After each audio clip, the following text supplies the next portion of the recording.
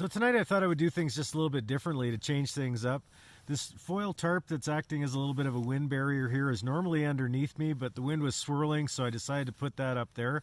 Underneath me, I've got my automotive windshield sunscreen for a little bit of a thermal barrier.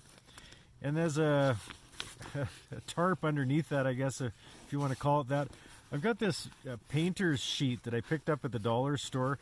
It's a non-woven material. It reminds me a little bit of Tyvek. It was 4 feet wide, 10 feet long, and it was $4.50. So I hacked off a piece, and I'm going to give it a try. I did a little bit of a moisture test at home, and it's not waterproof, but hopefully it'll be okay here tonight. Now, I'm going to go with my lightweight sleeping bag again, and of course my down parka. But seeing as I haven't got anything over top of my head, I'm going to try out one of these S.O.L. Escape Bivvies. Now, you guys have probably seen these in your camping store. Basically, it's a waterproof, breathable outer bag. So I'm going to put my sleeping bag inside this. If it snows, hopefully that'll keep the snow off, the moisture off. The only thing is I haven't tried this yet, so I'm hoping that it's big enough to accommodate everything that I want to put in it. We'll give it a try here tonight.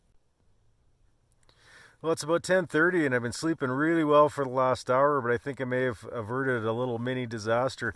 I told you I was going to put my sleeping bag inside this S.O.L.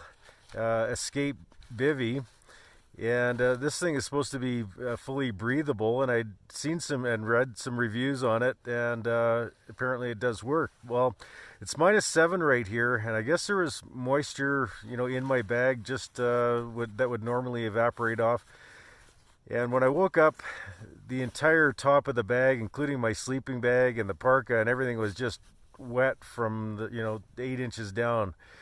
And I can tell you, I jumped up and ripped that thing off and poured everything out of my sleeping bag, and I'm kind of back to normal here. But basically, it was like it was on fire. I think if I would have continued with that thing, by morning, that sleeping bag would have been completely drenched.